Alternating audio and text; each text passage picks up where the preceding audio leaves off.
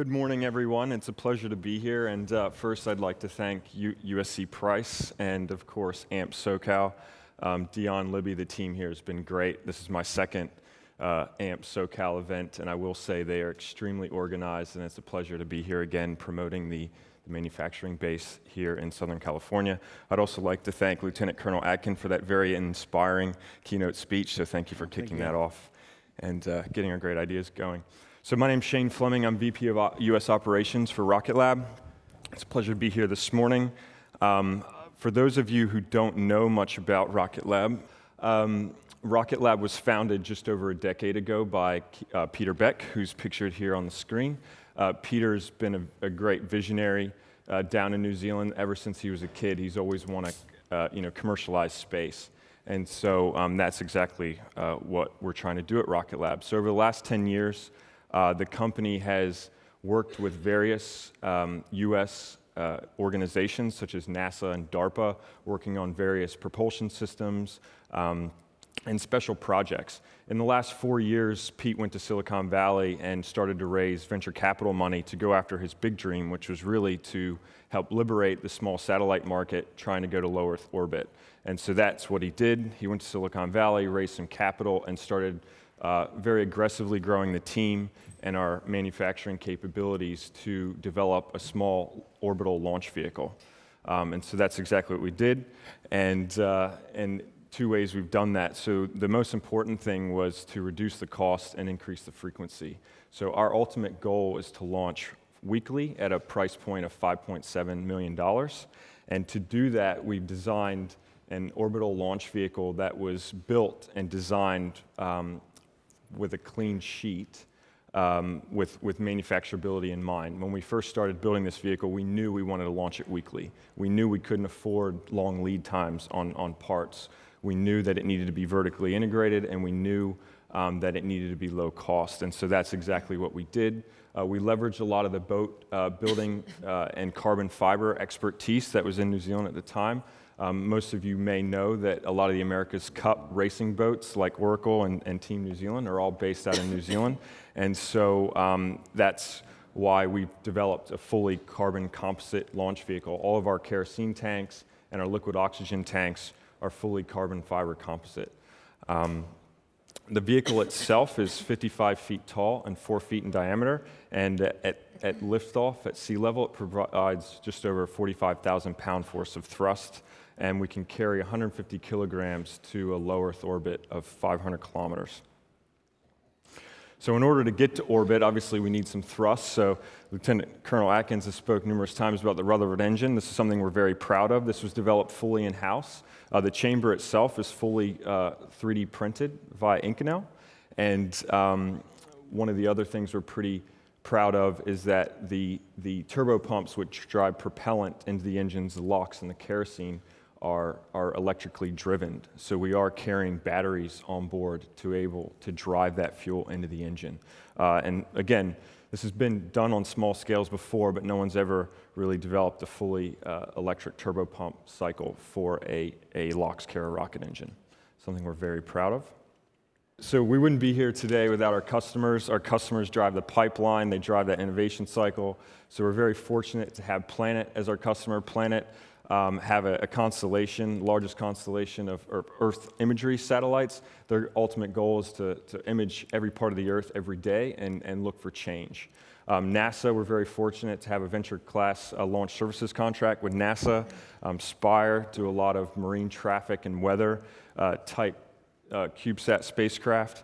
Spaceflight Services are an aggregator, but they also have their own Earth imagery constellation they're developing through Black Sky, as well as Moon Express. Moon Express, as you guys may very well know, are competing for the Google Lunar X Prize and aiming to go to the moon. So that's also pretty exciting.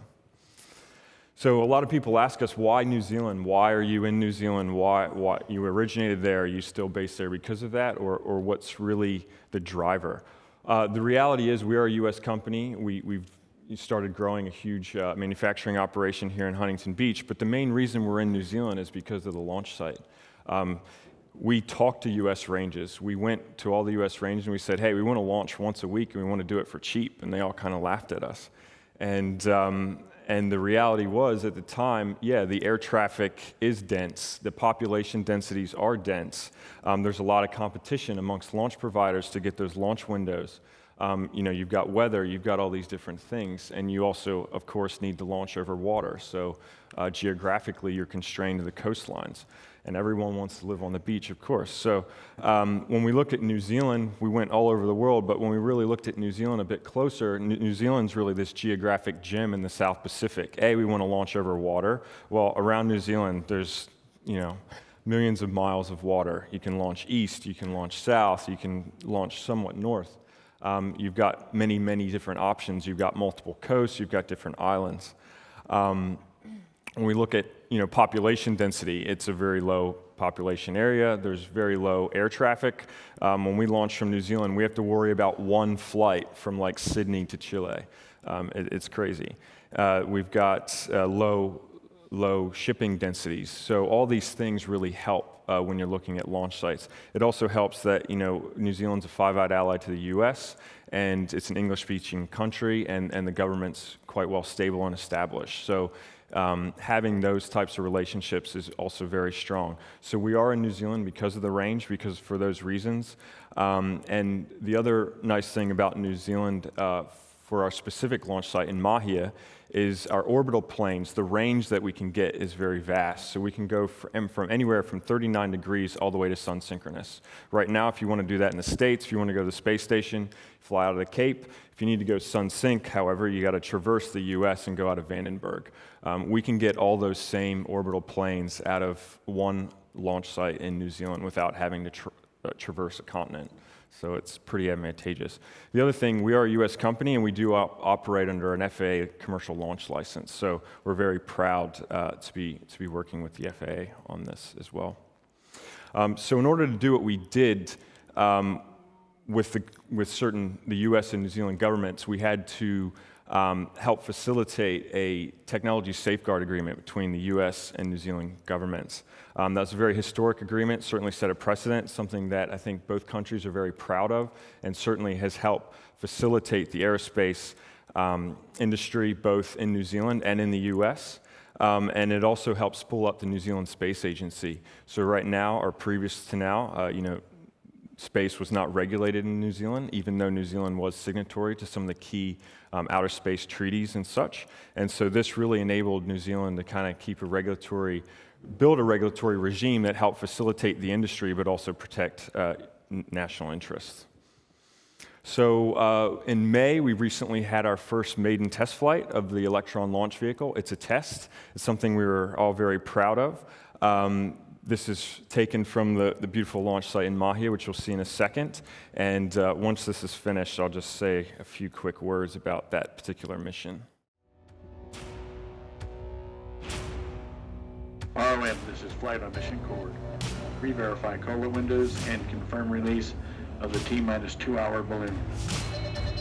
RM LC on LV code, commence fire suppression system test. Stage 1 locks pressed, stage 2 locks pressed. Flight vehicle is ready. T-minus 10 seconds. 5, 4, 3, 2, 1, liftoff. Liftoff confirmed.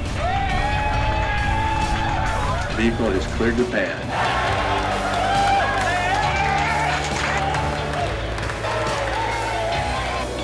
Stage 2 engine ignited.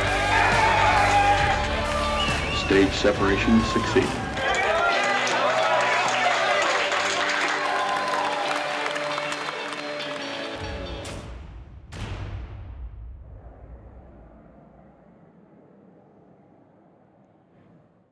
So this mission, it's a test, was very important for us as a company. We had been working our butts off for the last 3 to 4 years around the clock developing the vehicle, and it was a really pivotal moment for the company. We had worked around the clock, we got the vehicle down to the pad, and we were ready to light the fuse. We were targeting a 300 by 500 elliptical orbit, and here you can see here with liftoff. Pretty exciting moment for the team. So as you can imagine, getting off the pad, getting past max Q, getting past stage separation, second stage burn, fairing deployment, for a first test launch, reaching space was just a huge, huge moment for the company, and we couldn't be prouder to be here.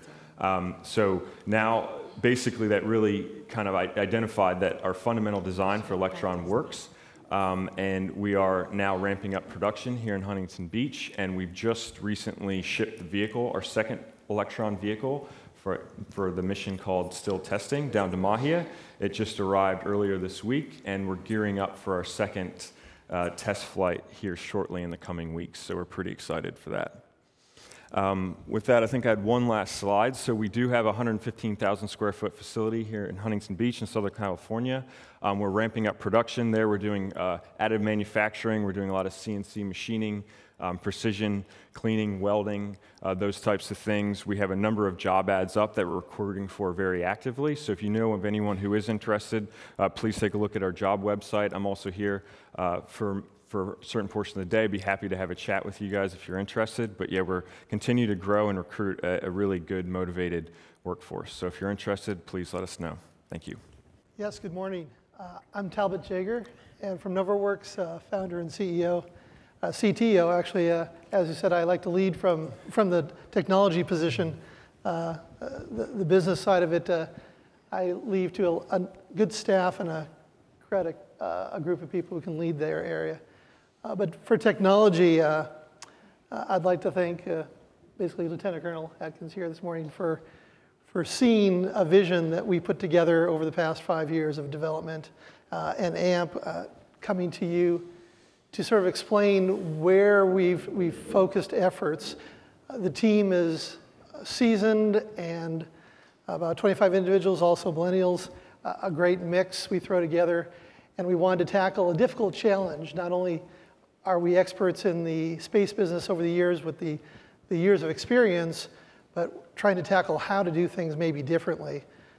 In that approach, we wanted to look at CubeSats, which we launched, deployables, typical propulsion systems, spacecraft. And with all that development, we slowly learned that maybe there was a new way we had forgotten about that could be approached to space. And I tell the story like this. We all looked at it and said, we're constantly repeating the lessons going to space. Everyone tends to go to space and start from scratch, wherever we come from. But if you were to buy a house, you walk into the house, you expect to have plugs in the wall, electricity, air conditioning, a roof over your head, water. These are things that you don't need to keep building from scratch. Someone can do that for you. So with that approach in mind, we said, how do we make space accessible to more people? How do we take the vision that Rocket is putting together, that the nation is putting together to give LEO accessibility to more players? How do we do that? So I have a video as one of our interested partners who have looked at a technology. One of the technologies we've developed is to try to make space easier to use, easier, faster, quicker, and the cycle time to go to space and build satellites and objects. And Arcasys is a great partner who looked at this technology and has applied it to some ideas.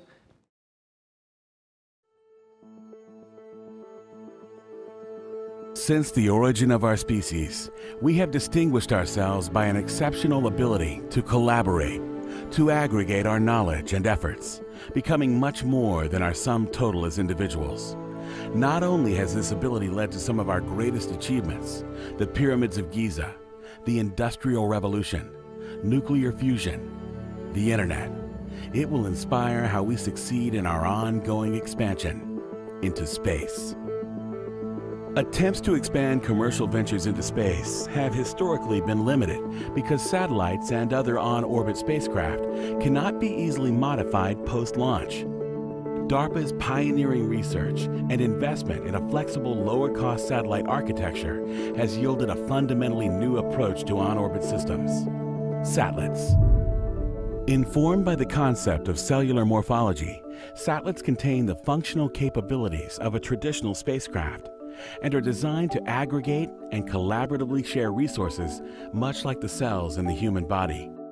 Complex space-based systems can now be affordably assembled from individual hyper-integrated satellites capable of conforming to any size or shape on-orbit system.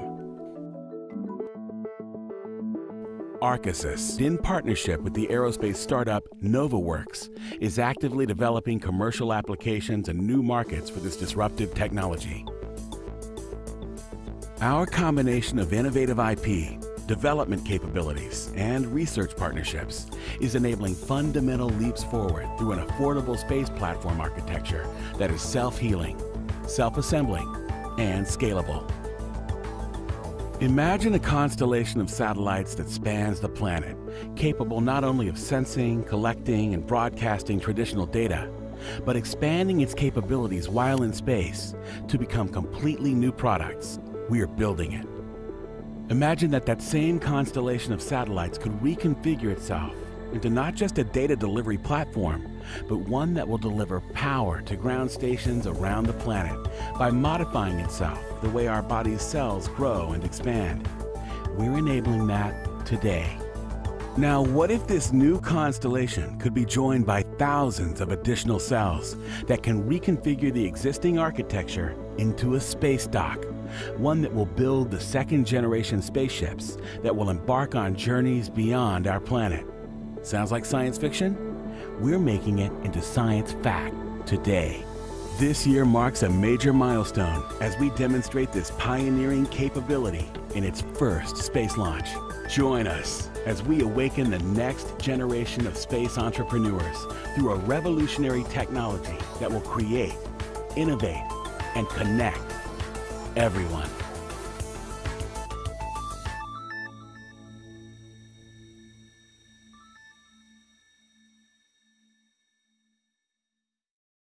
Thank you. I appreciate Arcasys because the idea behind the product is exactly the concept is to give people the ability to dream.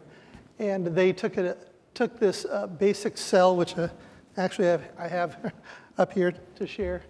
And let me now go through the other video. Hopefully I can run that. Okay. To talk about it. It's based on an architecture, a very simple cell. This mass-producible single object is actually the basis for an architecture that allows us to morph and cellularize what we do in space, both on the ground and in space. We also make it flexible. It's very much like your cell phone. It's a camera. It has a TV. It has your phone. It has components you probably don't even know when to use. And in that flexibility, that allows it to be everything you need in space. And we do that by adding a piece that's not so normal, and that's the conformalness, the ability for it to adapt, to actually be what it needs to be when it's assembled or when it's put together. It's fully software configured. Power, propulsion, metrology, communication, propulsion, processing, storage, all those features, like your phone, are used, but used as they're needed in an aggregated sense. So here you can see, you can put together a spacecraft, for example. You can decide that spacecraft wants to reconfigure. You can put it together a different way. And each time the software will figure out how to utilize the system in the most optimum way. It looks at all the resources it has, configures the systems for the right propulsion, the thrusters, the controllers. It senses whether you need solar array drives or whether you need control attitude systems or momentum dumps. All of that concept is built into the single cell. So it's very much like a living organism that sort of figures out what its surfaces and membranes and configurations are to make the systems needed in space. By having such a tool, our hope is that we give the idea that was presented by Lieutenant Colonel Atkins, that space can become a place where we totally start to utilize our manufacturing resources, our ideas, our future, how we go out and explore the universe, and really just opening up the industry, not to a select few, as it has been for decades, but almost anybody who can say, I want to look at space and I have an idea.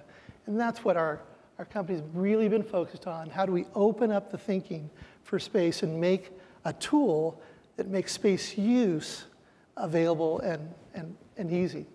So that's what we're grateful for AMP, because we see this tool is the beginning of a way to make more manufacturing, more jobs, more thought of how to utilize space. And this morning's speaker, maybe even surpass the Hollywood and the agriculture community, because we have so much passion and generation of doing new things in space. That's the dream we have. Well, that was a perfect lead-in to what I want to share today. My name is Gaia Dempsey. I'm the co-founder of a company called DAQRI, and we focus on augmented reality. So Colonel Atkins had mentioned augmented reality in his slides, and the slide that had the orange oval was part of our conversation. And what we really think about is how do we speed up innovation so that companies like folks sitting next to me can more quickly adapt to the changes in technology. The quote that you had earlier, Colonel Atkins, was perfect. If you don't like change, you'll like irrelevance even less.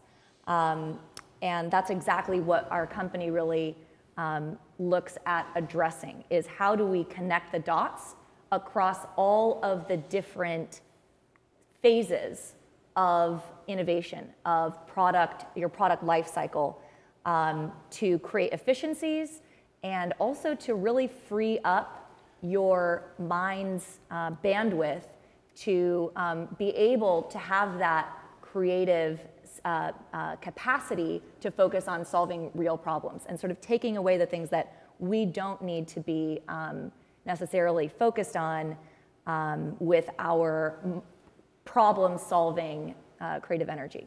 So a little bit about DAQRI. We founded the company in 2010.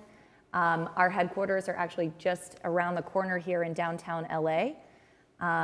And our core competencies are in these different technical disciplines that we combine to create a platform that can deliver professional-grade augmented reality. So computer vision is really at the heart of that, and we design computer vision algorithms that enable a device to create a map of the space around it and understand the geometry of the space around it, so we can then act upon that space. So if you're not familiar with augmented reality, I'll just say a couple of words about the space. It is predicted to grow into a $22 billion industry over the next few years. We believe it's poised to become the next major visual computing paradigm, and we believe it will change the way that we interact with information across all of the different phases of innovation, from when you design a product and you sit down to say, how are we going to actually create a new type of satellite, for example, or a new type of rocket, all the way through the build process of actually manufacturing and assembling those components, and then throughout the lifetime of that asset, how do you maintain it? How do you keep records of every maintenance process that was done? How do you preserve that knowledge across different teams that may need to work with the same piece of equipment? And how do you make all of that information consistent across the cycle and intuitive and easy for everybody to access? So these are some of the areas that AR is predicted by analysts, and we believe will have a major impact. So at DAQRI, we focus a lot on enterprise space, and that includes aerospace. We have several customers in this field. Also automotive, healthcare, education, government, and then of course there'll be consumer applications of this technology as well, although that's not our main focus. Our main focus is creating professional-grade augmented reality, and we really have put together a comprehensive strategy across all of the different technical disciplines needed to make something that's usable. So before I kind of dive into this too much further, just to understand a little bit about the audience, Can you raise your hand if you are familiar with augmented reality already? Wonderful. Okay, what a fantastic thing. So I won't have to explain too much, but what we really create in one form factor is wearables. And these are a pair of DAQRI smart glasses that have all of the capabilities needed to deliver augmented reality directly in your field of view, and that you can utilize throughout those different phases of the product lifecycle that I was mentioning.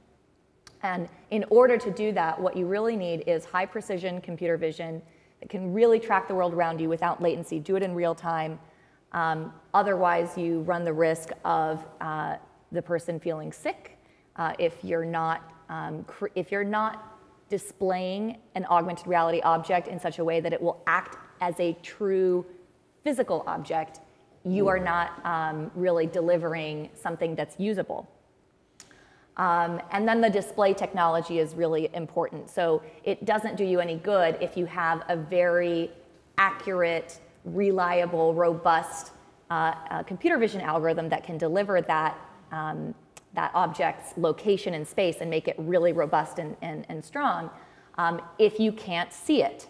And so the display technology is really important. It has to be crisp and clear, and we focus on the ability to go across many different lighting conditions. So that's what we mean by professional grade. We are able to work indoors and outdoors in field service environments, and that's another sort of technical challenge that's very difficult to do. And then, of course, you also need to have a wide field of view so that the augmented reality content that you're experiencing is something that's actually something you can work with. And then, of course, going across all of the software needed, the full stack, to deliver applications on top of the platform. And the hardware itself, we do all of the electrical, mechanical, industrial design. So our products are, the DAQRI Smart Helmet was our first product, and that's really designed for areas where you need personal protective equipment and can benefit from that augmented reality content that can guide you in whatever task you're doing. And then we really brought that same platform into a smaller form factor with the DAQRI Smart Glasses. And where the DAQRI Smart Helmet has an addressable market of about 2.4 million workers in the US, the DAQRI Smart Glasses take that to about 100 million. So again, we work in many different fields. I'll give you guys just one example. If you think about the construction industry, you would want to have the DAQRI Smart Helmet on a construction site if you are going through an inspection workflow, for example, or if you're going through a deconflicting or declashing of many different BIM models that you want to visualize on site to be able to see in augmented reality what the building will look like before it gets built, and what are all of the different data layers that are associated with that. So the most important ones are mechanical, electrical, and plumbing. And if you have multiple vendors that are contributing models to this design process, there's a high risk, I would say almost 100% certainty that you will have some clashes as you go through the design process. And there will be a mechanical component that is going to go straight through where a plumbing component needs to be. And when you can visualize that in a spatial, intuitive way directly in context of where that building will be built, it becomes really easy to see those problems and then be able to address them. Going back to the design cycle, you wouldn't necessarily need to be wearing a smart helmet in the office as you're designing those CAD files.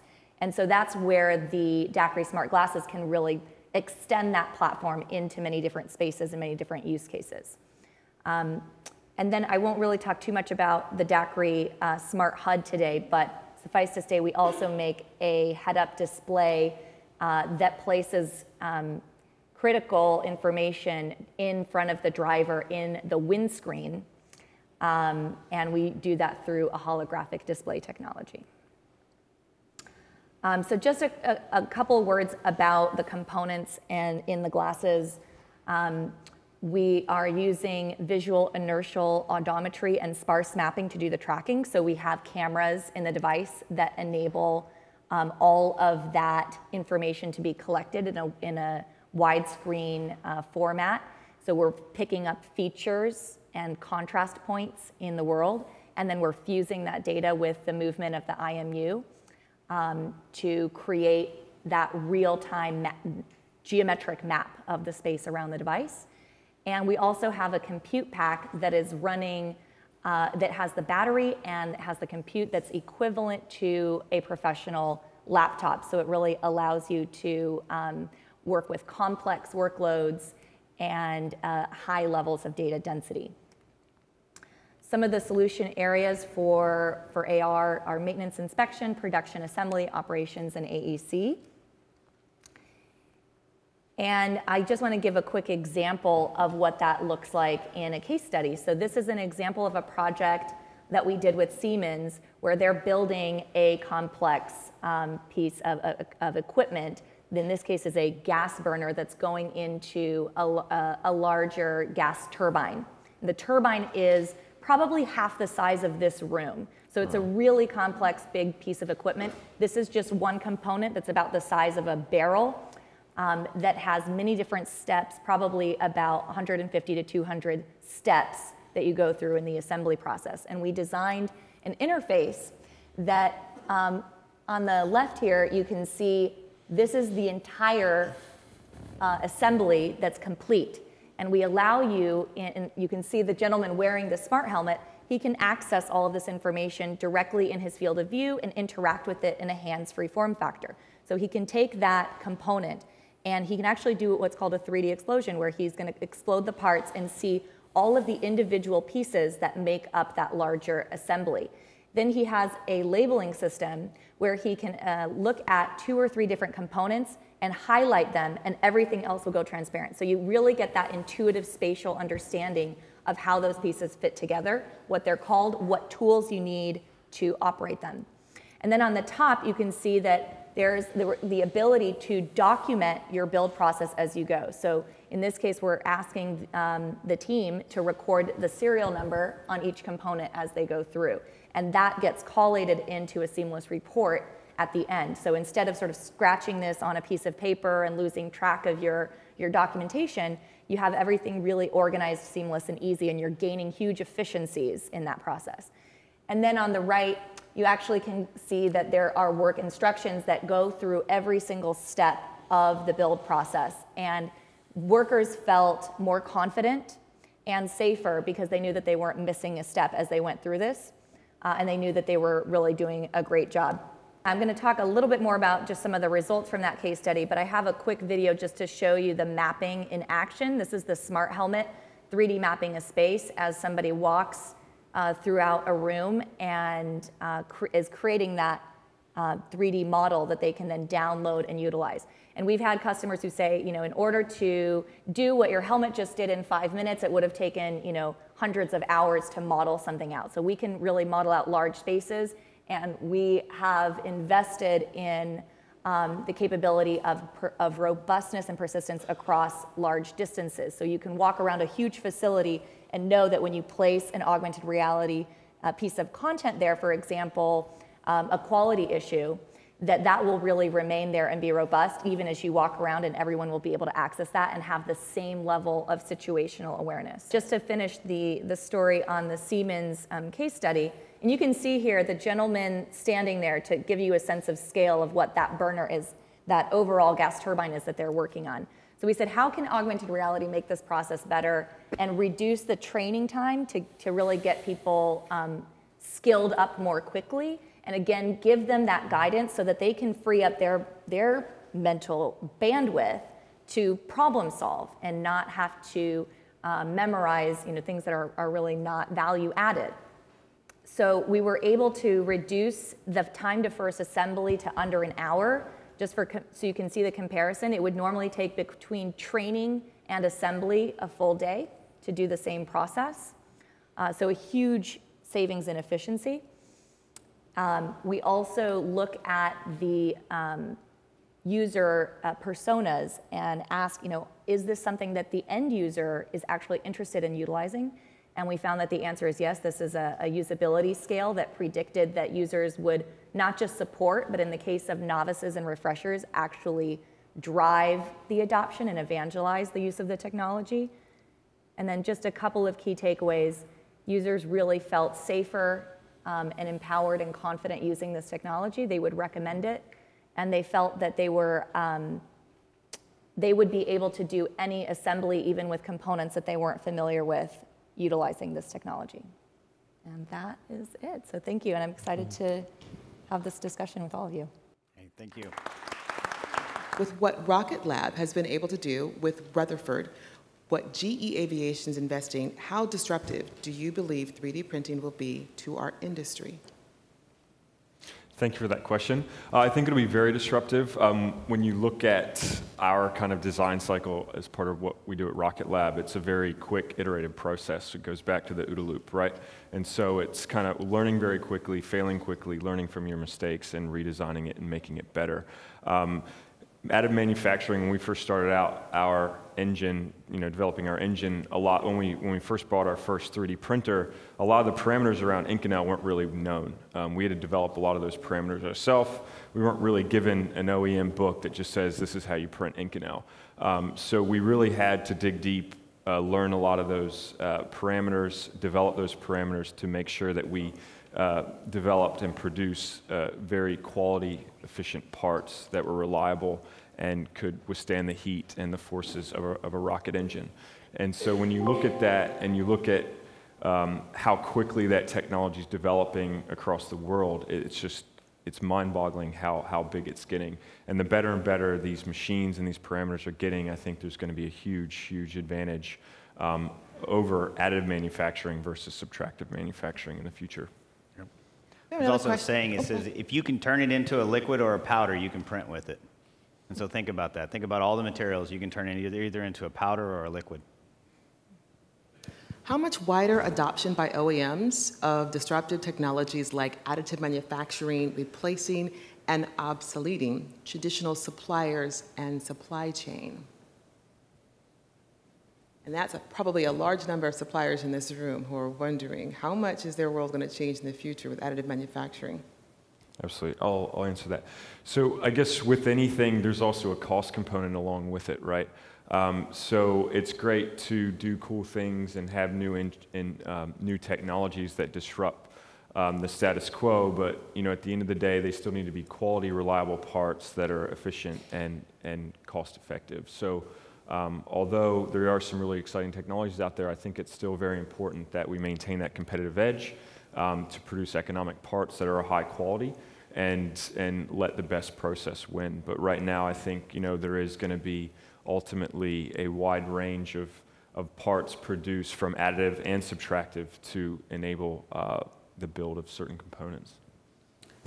And I guess I'd like to add to that. There's in our innovation, it's knowing when to use each one. You really have to use additive manufacturing when you can achieve something you can't achieve another way. Yep. But when you can use a standard process, the precision, the accuracy, the controls, especially for flight gear, they're essential. So I'm not seeing yet a trend for that to diverge. We've been in additive manufacturing for 6 years.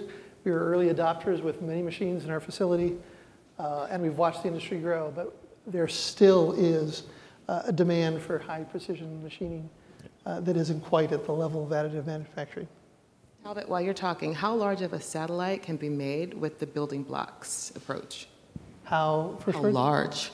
Well, how large? Well, Boeing is here, so I don't want to take it too far away. But we have a 702 equivalent that we've established in the high bay, so that we can get up to the 4,000 kilograms, 8 kilowatts. They're very large birds. And we had one last question of, can the Rocket Lab video be shown online? We are going to go ahead and show it during lunch so you can see it, because it's a really cool video. It gives you chills.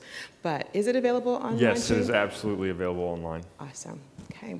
With that, I want to say thank you so much to our Next Generation, the Future of Aerospace panel. We appreciate your time being here and sharing all of the wonderful, fascinating work that you're all doing. Thank you. Thank you. Thank you.